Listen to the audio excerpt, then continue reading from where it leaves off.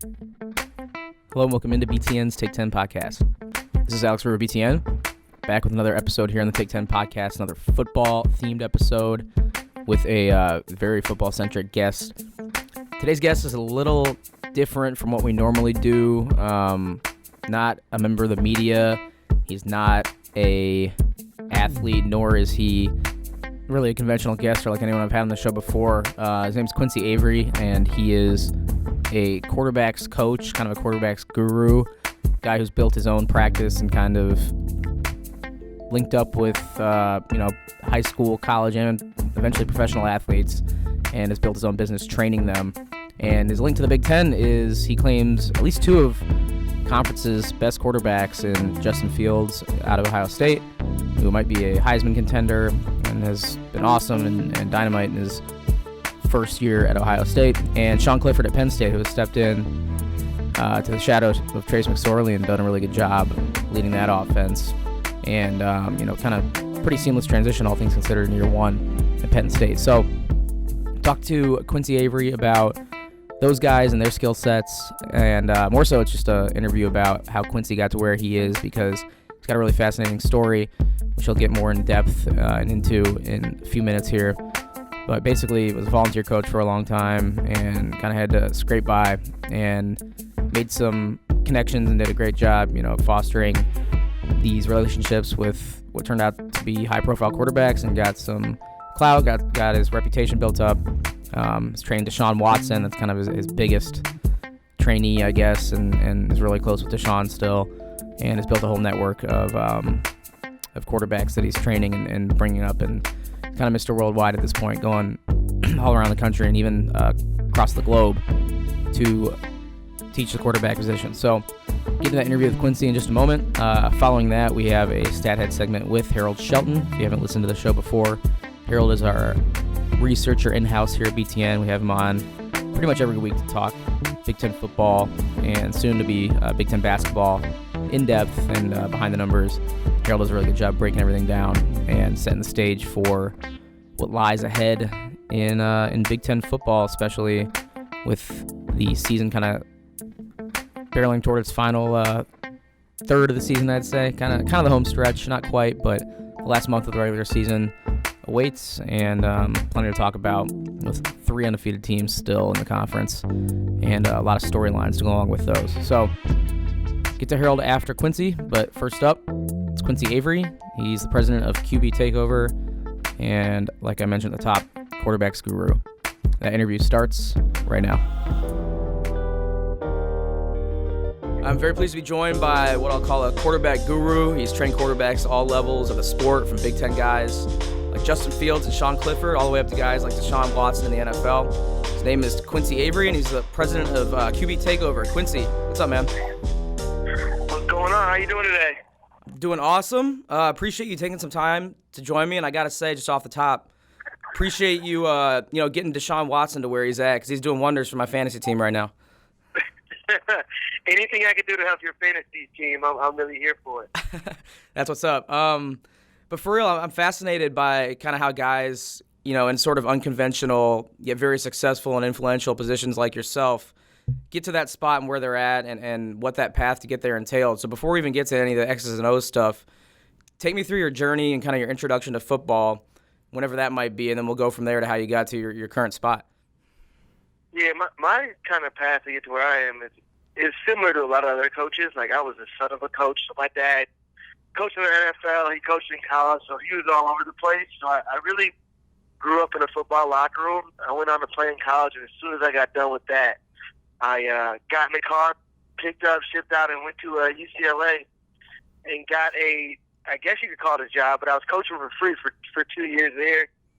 And then I decided I could be more impactful helping quarterbacks develop on this a private level, one-on-one, so I could be more focused on just them and their game rather than the team dynamic and the X's and O's as much, and wins and losses. So I did that, moved back to Atlanta, was fortunate enough to have some really good guys to get started. One of my first clients was Josh Dobbs, who's now at the Jacksonville Jaguars, and got on the Elite 11 staff, and the business kind of took off from there. So how, as a former wide receiver, because you were a wideout in college, right? I was a wideout my last 2 years. Okay, so playing a different position, how do you decide to become a expert at coaching and teaching the quarterback position? Well, I was always really passionate about the quarterback position. I thought I could go to the NFL, so I made the switch to wide receiver. But the only thing that I ever really wanted to do was play quarterback, and those are the rooms that I grew up in, like just seeing quarterback info, and then really diving in when I got around like Coach Neuheisel and Coach Norm Chow. It let me know that's something that I really want to do because they have the biggest impact in all of team sports, and to be able to help those guys get a little bit better, I thought could be very, very meaningful, not only for football teams, but for small communities, high schools, colleges, and eventually in the NFL. So I was doing some research on you, was scrolling through your Twitter account and saw your pinned tweet. You were giving an emotional speech, I believe it was this past Father's Day at one of your camps to all your campers, and you were kind of talking about, how much you appreciated them because you briefly referenced it when we were just talking here about volunteering, but it was a struggle for you for a while in the coaching profession. So if you could sum up that speech and kind of the emotion that went into it and the hardships you faced, that'd be awesome. For sure. So when I was coaching at UCLA, I didn't get paid. So I'm living in Westwood, one of the most expensive areas in all the country. So I didn't have enough money to afford a apartment or anything like that. So I spent 2 years there living out of the locker room. So I would pretty much work all day and night, and then I would go to sleep in the locker room. So that was a bit stressful for those 2 years. Then when I decided I wanted to be a private quarterback instructor, I moved to Atlanta, but I didn't have any clients. So I was trying to find kids to train for free, like begging kids around the community to train them for free. I messaged thousands of kids, literally.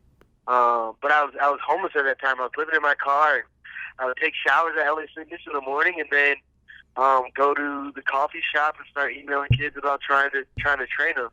So it took a good bit to really get rolling, like just to find some clients. And then at that camp, I think it was 83 kids at a camp, and they had to make some sacrifices in terms of financially to be able to go to that camp. So for me to see how far I'd come and just seeing all those faces sitting there at the camp, that meant a lot to me. So when you were in those coffee shops, emailing kids, trying to make those connections, how did you, I guess, establish a genuine connection with kids and convince them that you were invested in their futures and that you could help them? I think that when guys get around me, they understand that I care about them more than just a quarterback. I care about them as people as well. And it's just authentic. Like I'm not trying to put on like a spiel. Like if I connect with a kid, I want to keep working with them. And if I don't connect with them, I'm really, really honest with guys and tell them that, I don't think that this is going to work. So,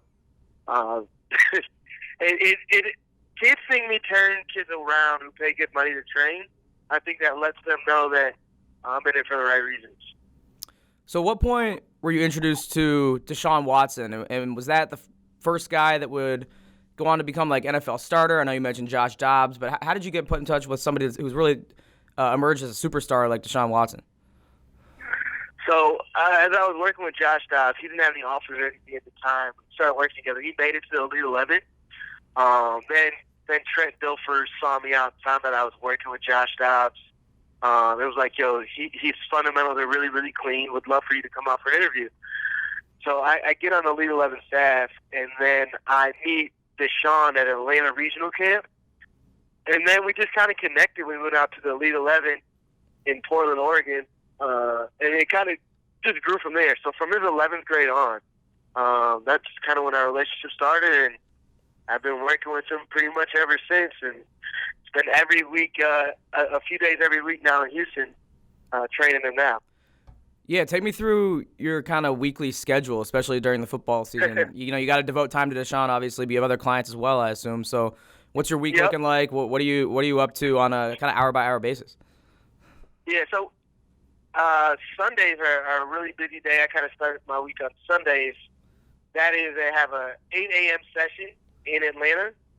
Then I travel to Charlotte. I have a 12:45 session. Then I travel from Charlotte to Houston. I have a 6 o'clock session. Then, depending on how Deshaun is feeling, a lot of times he'll work out after a game. So he may do a workout that day. Then Monday morning we go through the film from that Houston Texans game with him. Then we put together a swim workout, which is Monday evening.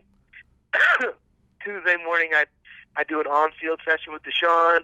And then Wednesday, Thursday, Friday, I'm usually doing something media-related where I'm, like today, I happen to be in Penn State. I'm going to do something with Shaun Clifford. And overtime, we're going to do a walk with Q where we kind of go over some of his big plays this season, what he's done to get there. But usually most of my time throughout the week is spent connecting with my college quarterbacks, talking about things they're doing, reviewing their tape, and just shooting them some notes.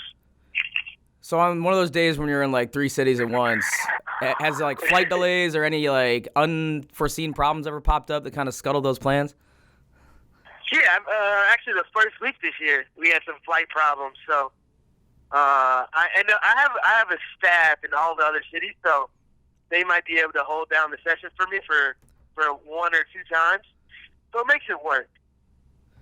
I'm curious, at a place like Penn State and anywhere in big-time college football, what kind of freedom do you have to kind of work with a guy like Shaun Clifford, and what do the staffs at these big-time colleges, I guess, think of you when you're coming in to mentor their players, essentially? So I have a really good relationship with most of the college coaches, the guys I work with. But like today, during the season, I don't do much work on like the fundamentals or on field with the college guys. They just don't have the same amount of time that NFL quarterbacks have. So really all I'm doing is just shooting them notes on what's going on. But in the off season when I'm working with these guys, I'm always shooting their quarterback coach or their coordinator some notes. Hey, here's what we're working on. Is there anything specifically you'd like me to do? That kind of lets them know that we're in it together. I want to help them out. We're doing this as a collective, and I want to do what's best for not only the quarterback, but the quarterback's team, so we can do everything we can to make sure that they're primed and ready to go when they hit the field on Saturday afternoon. Is it accurate that this business has kind of gone worldwide? I thought I saw some ads on your Instagram that are promoting a camp in London. Is that true? Yeah, I got a camp in London this Saturday. So I'll have probably 16 quarterbacks from across the pond over there, and it's going to be a cool deal, bringing the game of football kind of at a higher level with some specific quarterback stuff to those guys and see how they can handle it. I did a camp earlier this year in London, and I did one in Austria. So I've been over there once or twice. I just want to continue to grow the game. Yeah, what's the appetite for football over there? I know obviously they have the London games going on, but what's the worldwide, I guess, appetite overseas to learn the sport, and what's the talent level like? It's growing. There's a couple good guys out there. You'll catch some guys who are actually pretty talented. The thing that they haven't had is good coaching at a young age, like a lot of guys here get. So they're just behind in that manner. But they're physically, talented dudes. You see them playing soccer and doing all the other things. So you know they're athletic. But I was really shocked. The place that I went to, kind of with the strongest appetite for the game, was China this past off season. I did a camp there. There's over 100 kids at that camp in China, and it was amazing to see. Yeah, it's wild. I mean, those untapped markets, kind of the potential for the growth of the sport. It's pretty cool to hear that. Getting back to some Big Ten guys real quick.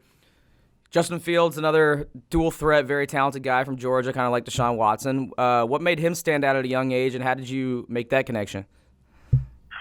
Justin Fields had a ridiculously strong arm, like 7th, 8th grade. Like I came out to a session once, and I'm like, what is going on? Like, how old is this kid? Right? You see him make some throws, and your jaw kind of drops. You're like, you're not supposed to be doing that at that age. And then he continued to grow and develop physically, and then he became an elite athlete with his legs. Like, he can run, he can make plays. There's nothing on the football field that he can't do. But most importantly to me is he is, if you had to just play the game from the pocket, let's say you couldn't add anything to the game with your legs, he would still be a premier quarterback. And now you add in the dimension that he's a high 4'4", 4'4" speed guy. He's big. He's elusive. He can do all the things you need in the run game. I knew at a very early age that he was going to have a very promising career. Yeah, you mentioned that 4.4 speed. Back to Sean Clifford. That's another guy. You look at him, you might think he's a pocket passer. He's kind of big. But that boy, he can scoot. I've seen him move on the field. Runs a 4.4, 4.5 as well, I believe. I didn't know he'd be able to step in like he has and kind of lead that offense, but he's done it really well. What do you like about his game, and how did you kind of bring him along? So what was cool about Shaun is the spring break before the competition that he had for the starting quarterback job. He came out and he was working with a group of the college guys, and the mechanical efficiency that he had.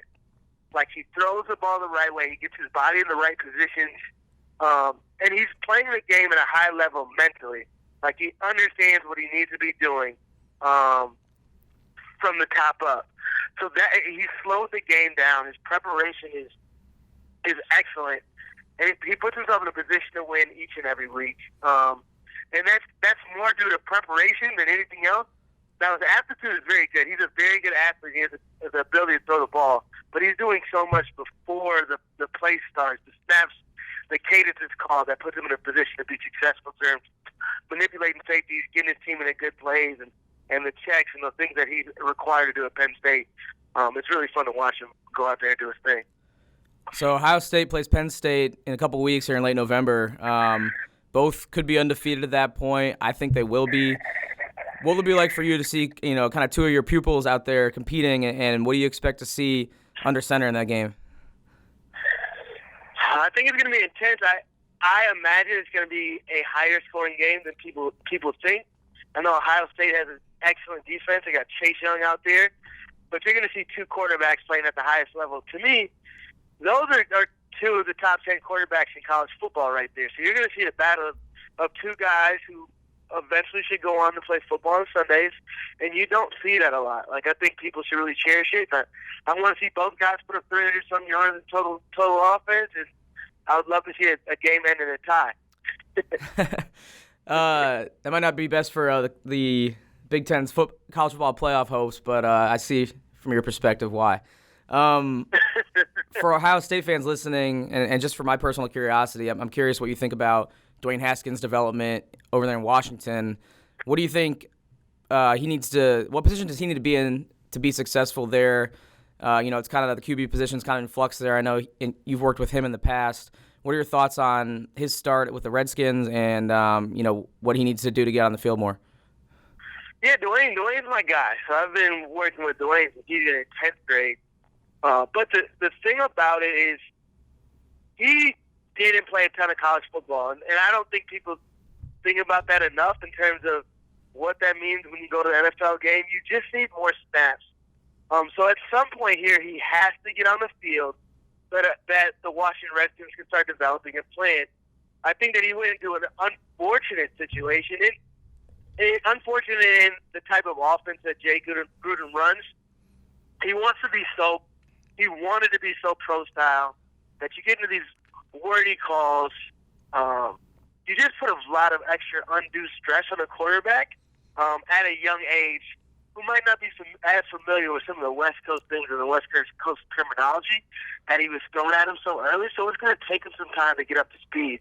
But I think everybody in Washington knows that he's a future, right? They bought into the Dwayne Haskins stock. They drafted him. They got rid of the coach who may or may not have wanted him there.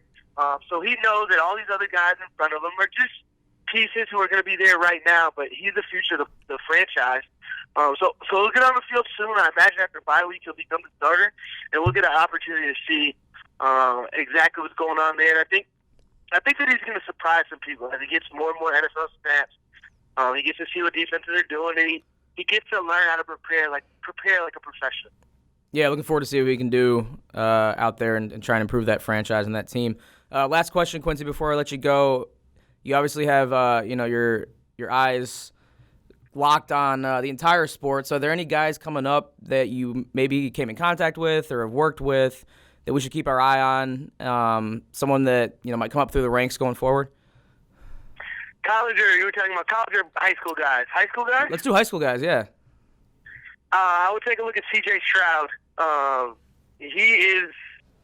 He's one of he actually won the Elite 11, came out of nowhere. he's one of the most talented guys that I've seen it, and he's talented in a way that is truly unique. He's more of a pocket passer, but he soaks up every bit of information that he can. He came from some difficult circumstances, which I think grounded him. He didn't get the opportunity to work with a quarterback coach, so he spent all this time searching on YouTube how to throw the football. Like, he did the work by himself. There's a lot of other guys who came from a lot more privilege that haven't put in the work he's done. So he's somebody that I think in 2 to 3 years is going to be the face of college football. All right, we'll keep our eyes on him. And Quincy Avery, appreciate you taking the time. Appreciate you fitting this interview into your busy schedule. Really cool stuff you're doing. A really cool thing you've built. So thanks again for chatting with me. I appreciate you. All right, shout out once again to Quincy for joining me. Really appreciate him taking some time. As he kind of described, he's got quite the unconventional and unique and busy schedule. So cool of him to hop on and share some of his insights. All right, I'll toss it over now to Harold Shelton, BTN researcher. Go behind the numbers and break down the stats, analytics, metrics, whatever you want to call it, behind Big Ten football. Talk about last weekend's games. A lot of games last weekend, not so many coming up this weekend, so we'll get into that at length. It's the Stat Head segment with Harold Shelton, and it starts right now. All right, very pleased as always to be joined in studio by Harold Shelton, BTN researcher. Harold, how's it going? How's your plate? How full is it with hoops starting to creep up on us next week?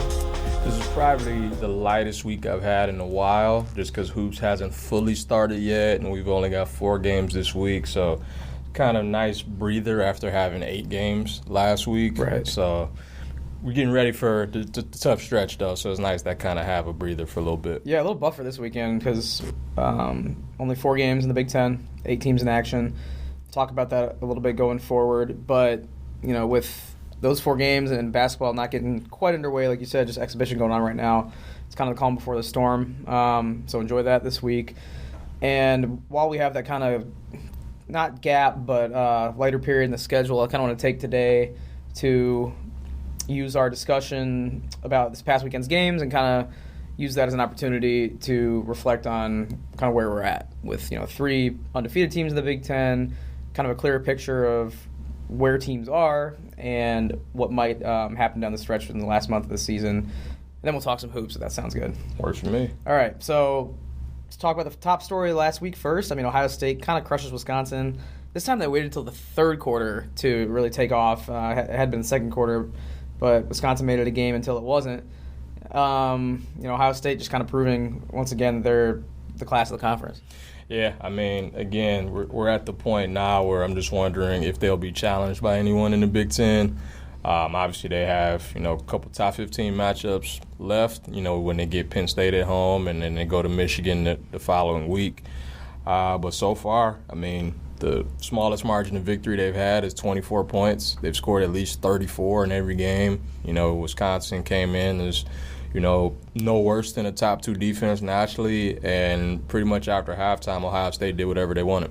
Honestly, the biggest thing I'd be worried about as an Ohio State fan is something happening to Justin Fields. Yes. Had a couple scares on this past Saturday, and he went out, win the injury tent even at one point, but came back out and was able to finish the game.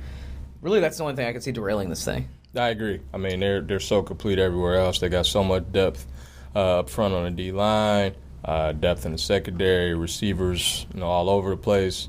Their backup running backs in the top 5 in Big Ten in rushing yards. The depth they have is sick all over the place. But like you said, if Justin Fields gets hurt, the whole thing changes. Right. All right. Wisconsin disappointing on their end for the second week in a row. I still don't think they were overrated or anything heading into these last couple of weeks. They've proven it on the field.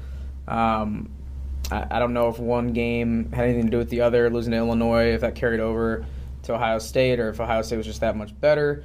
What kind of perspective are you looking at, and what lens are you looking at now with Wisconsin's season? I just think it shows that they are a good team and still a good team, but not a great team. I don't think there's any shame in that. I don't think there's any shame in losing in Columbus. I feel like, again, they've beaten everybody by at least 24 points. They're kind of a death machine right now, just kind of running roughshod throughout the league. Obviously the way that they started the season, with all of the shutouts and all of the crazy defensive numbers may have made us view Wisconsin in a higher light. I still think they're a really good team. I still wouldn't be shocked if they found a way to Indy, but I just don't think they're on Ohio State's level. But it might only be 2 or 3 teams in the nation that are. All right, so looking at the other undefeated teams in the Big Ten, Minnesota and Penn State, both did their parts this past weekend to set up the undefeated matchup next weekend after their bye this weekend when they play each other. Both teams are kind of flying high. Do you see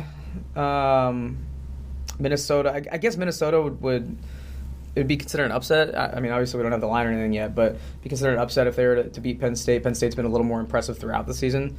How do you kind of view their parallel trajectories here as they meet a week from Saturday? Yeah, so I saw this morning Penn State, I think, was a 6.5-point favorite for that game. So, yeah, I guess it would qualify as an upset. But I've kind of been on the Minnesota wagon for a while now. Mm-hmm. So I'm not really too surprised that they're 8-0 at this point. I think that we kind of fall into this trap of, because of the name on the front of the jersey, we find ways to discredit what they're doing as opposed to just looking at them and saying, hey, they're playing really, really good football.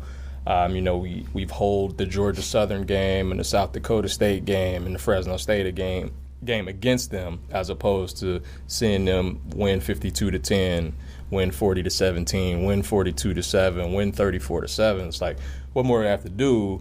They've beaten 4 straight Big Ten teams by 20 points or more, and it's like, well, I don't know how good they are. Oh, they haven't played anybody. It's like, if Wisconsin or Iowa were doing this, we'd be talking about how great they are and how they're hitting their stride and how they're the favorite, and somehow we're still trying to justify the fact that they're good.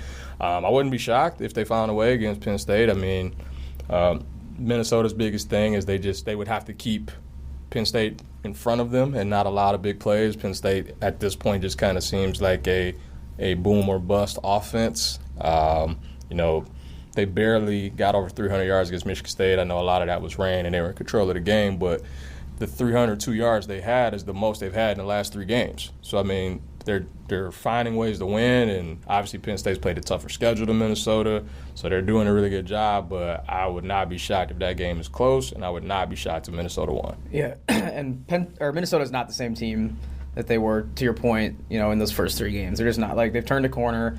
You see it once in a while in college football seasons where, the team in November doesn't resemble the team in September whatsoever. Minnesota's definitely a good case in point of that.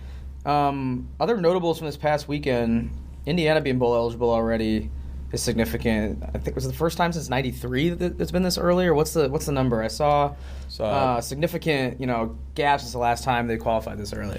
Yeah, best 8-game start for them since '93 when they were 7-1, 6-2 right now. Only the 4th time they've been bowl eligible in the last 25 years, and so there's more out there for them. I mean, they've got Northwestern at home this week. Got a struggling Purdue team at the end of the year. Potentially get Michigan. I mean, they get Michigan at home. They've played them tough in the past. I mean, that's the one I'm looking forward to because Indiana is having a very nice season. It's a good story for the conference and for those fans, but they still haven't had the opportunity to win that big game necessarily. Right. The one they played was against Ohio State, and that just wasn't going to happen this year. Michigan's going to pose a great opportunity for Indiana and that program to kind of finally get over that big game hurdle that I kind of look to see if they've turned that corner every year. Yeah, and Indiana's schedule is really interesting because they play at Penn State, I believe it's on the 16th, and that'll be right after Penn State plays Minnesota and right before they play Ohio State. Sure. So you got the potential trap there. Then they play Michigan at home. And that's between Michigan playing Michigan State and Michigan playing Ohio State. So they've got 2 opportunities for trap games against the ranked teams that they play against. And who knows if this offense continues to roll like it has been, the last 5 or 6 weeks, maybe they pull one of those upsets off. Yeah. Swinging back to the West real quick, Iowa is kind of that team that's lurking right now. Not out of it by any means, and kind of waiting to see what Minnesota does with Penn State. And, the Axe game will also knock one of those teams down to peg between Minnesota and Wisconsin. So what do you think about Iowa with them taking care of business against Northwestern? Do you think they're in a position to time this right and play their best football at a critical time of the year? They're kind of the forgotten about team in the West. They lost 2 really tough, close games against 2 top 15 teams in the East. People kind of thought, Iowa's not any good, and everyone's kind of talking, it was Wisconsin for a while, and now it's Minnesota. Mm-hmm. But Iowa's still in that mix. They're tied with Wisconsin in the West Division. They host Minnesota. They're at Wisconsin next week, so I think they're still going to have a big say in this. Whether they actually can find enough offense to win those games remains to be seen. That's kind of been the one issue for them. But the defense has been lights out against everybody they've played, so they're going to be in every game.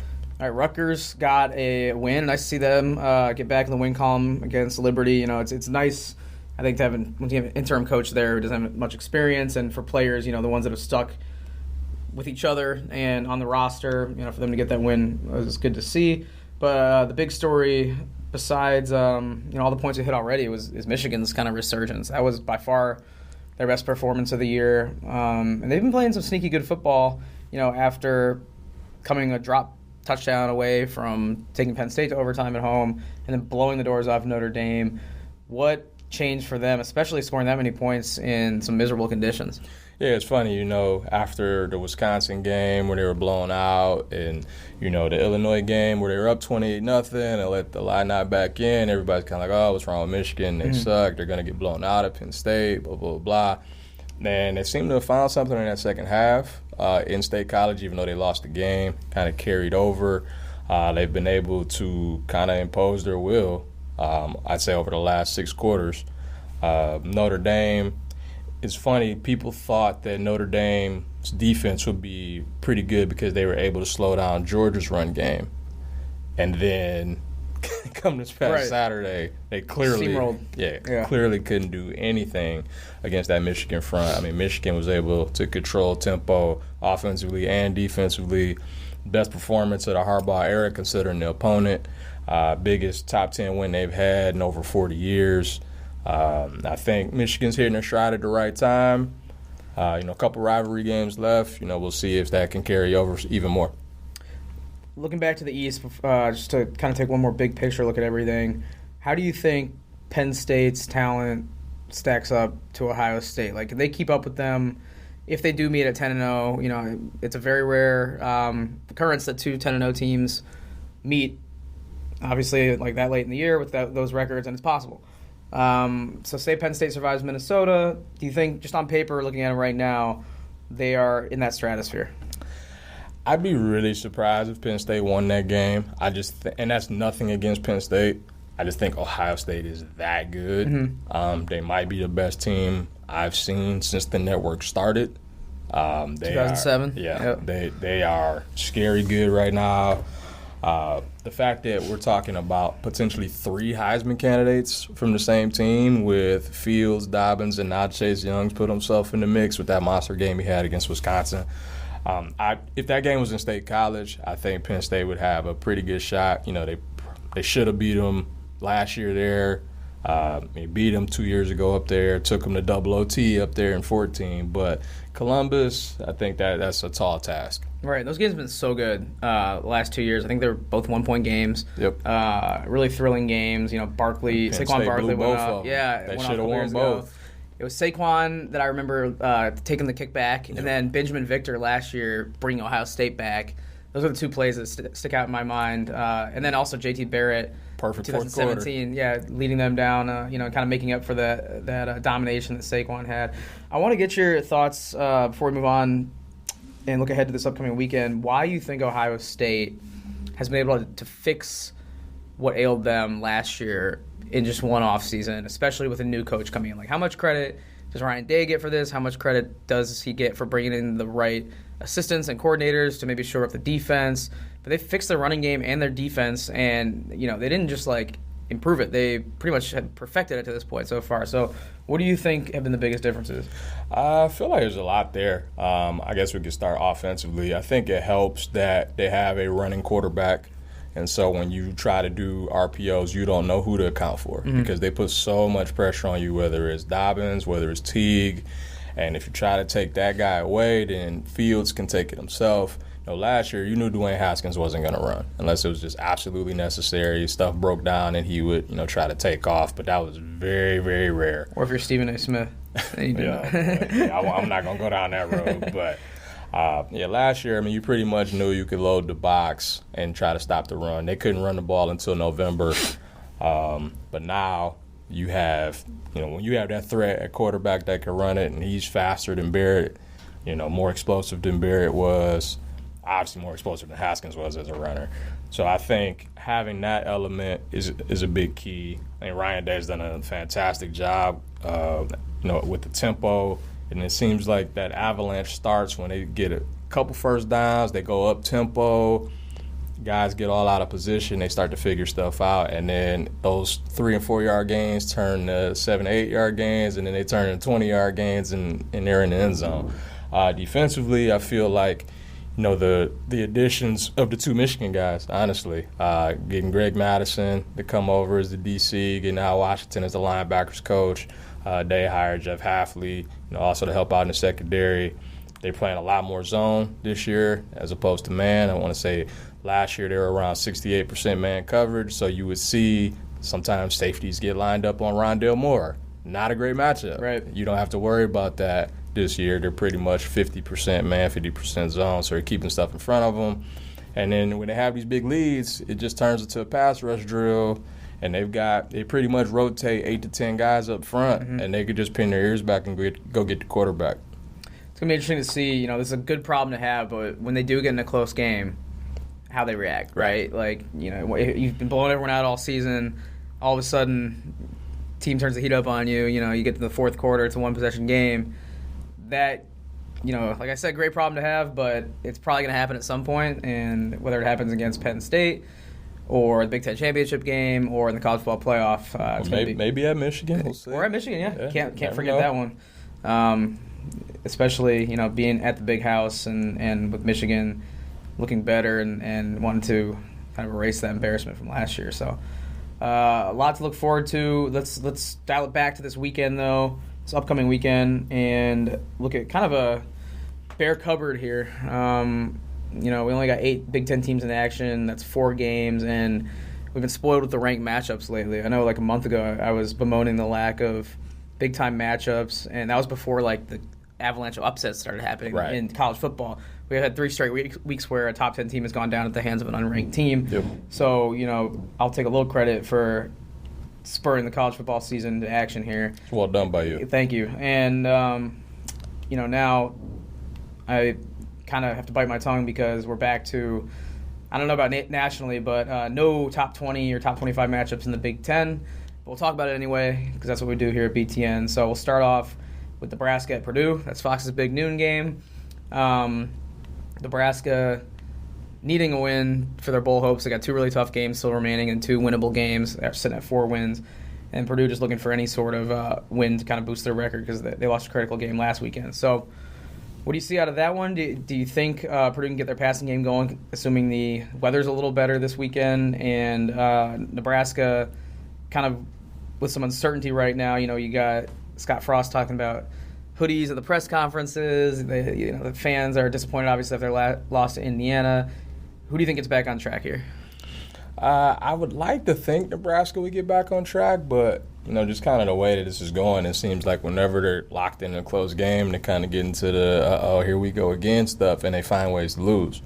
And so I think if they wind up getting a comfortable lead on Purdue, then they could be fine. If it's close, and the odds makers expect it to be close, right, then that could be a dangerous situation if Purdue could find a way to win. Now, Jack Plummer is supposed to start again this week. He was pulled last week, after he threw that pick 6 against your boys. Aiden O'Connell was decent, but they still have issues there at quarterback. Nebraska's issue has kind of been against the run, and we know Purdue doesn't run it well at all, so that might be an advantage for the Huskers. I think Nebraska wins that game, but I don't feel great either way on that one. That's a complete coin flip. All right, so the remaining 3 games, Michigan at Maryland, Rutgers, Illinois, Northwestern, Indiana. Out of those 3 underdogs, who do you think has the best chance to rise up and pull an upset? I've been saying for the last few weeks since it was kind of established that Northwestern was having a down year, that they're going to rise up and get somebody before the end of the season. I don't see it regarding Rutgers and Illinois, and I don't really see Maryland, just the way they're trending, them beating a Michigan team on the upswing. So what are your thoughts there? Yeah, I mean, you kind of nailed it, I would say, and it's kind of a process of elimination, just because, like you said, I don't see Rutgers, going to Illinois and winning. As bad as Maryland has looked on defense, I have a hard time seeing them stopping Michigan, whether that's running or through the air. So I guess process of elimination says Northwestern, with the best defense of those underdogs, has a chance to at least stay in that way. Problem is they can't score. I mean, 75 points in 7 games. I mean, this is a bad deal. And the fact that they're 1-6 after going to the Big Ten championship game last year, hard to believe.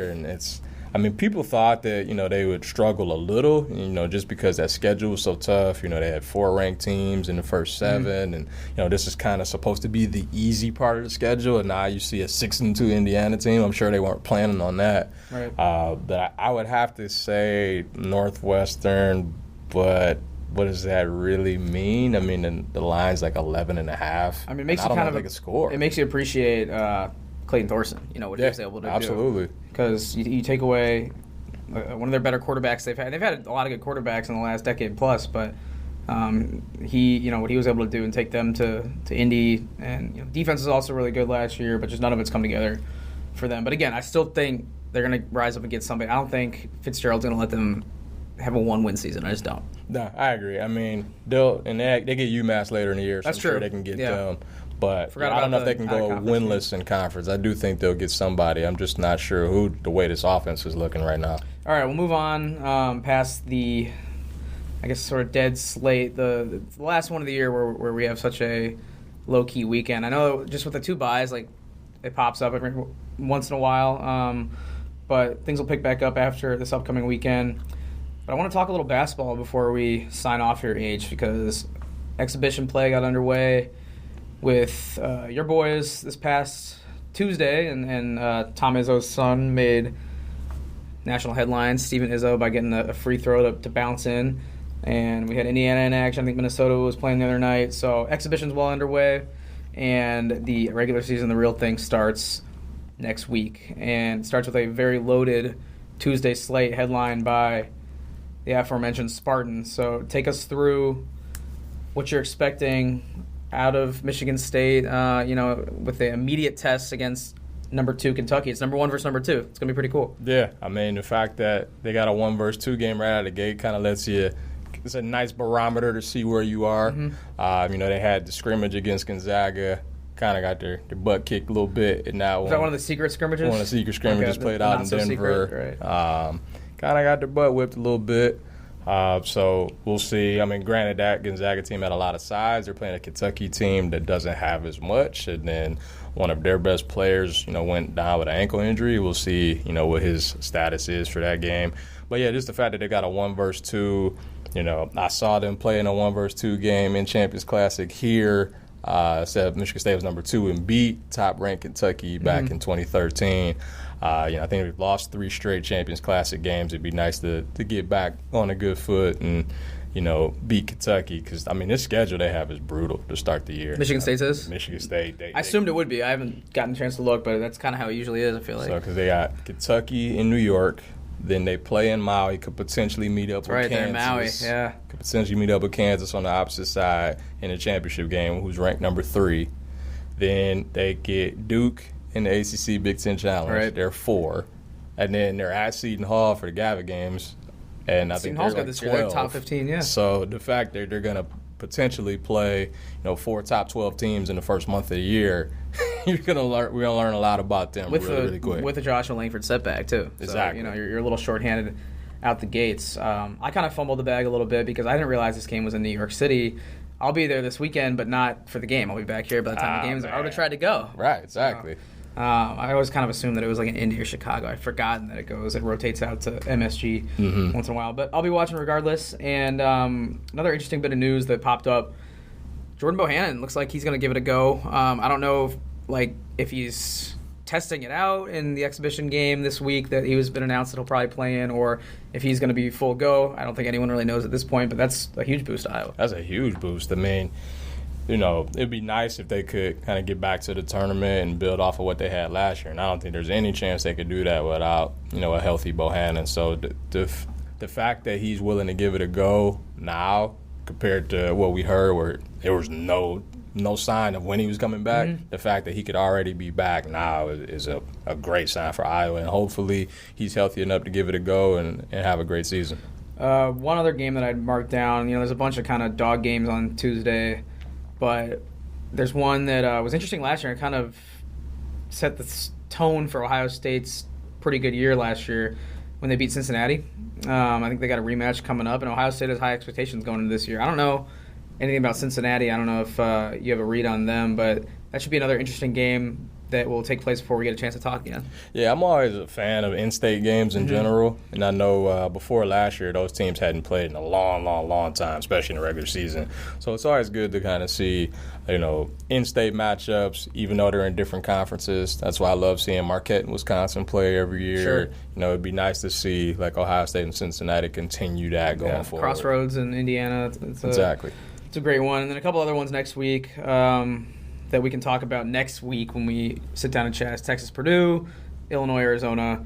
Those will be some fun ones, and it's always good to see some sizzle in the first week of the college basketball season. It'll get us off to a fast start. Absolutely. Yeah, that'll be a lot of fun. And then I know we've got Gavitt games coming up in a couple weeks. We're going to have a lot more really good matchups. So definitely helps to get some heavy hitters going before Thanksgiving. It's always a good thing. All right, H, good stuff. We will talk again next week. Same time, same place. See you then. Sounds good, man. All right, thanks once again to Harold and Quincy for joining me. Really appreciate their time. Appreciate all the listeners' time for everyone who tuned in. And quick reminder before we get out of here that you can subscribe to the Take 10 podcast on Apple Podcasts, Google Play, Podbean, and even on Big Ten Network YouTube channel. There's a playlist of all the Take 10 podcast episodes that you can subscribe to as well. All right, thanks once again to everyone for tuning in. Thank you to my producer, Julie Bronder, for putting the show together. And we'll keep it rolling here on the Take 10 podcast as football season moves along. And as basketball season gets underway next week, which can't wait for that. Should be a lot of fun. Number 1, Michigan State versus number 2, Kentucky on Tuesday night at MSG in New York. That'll be a must-see game, and we'll be talking about it next week, I'm sure. We'll mix in some basketball guests as we get into November and beyond. And promise you we'll talk to you soon here on the Take 10 podcast.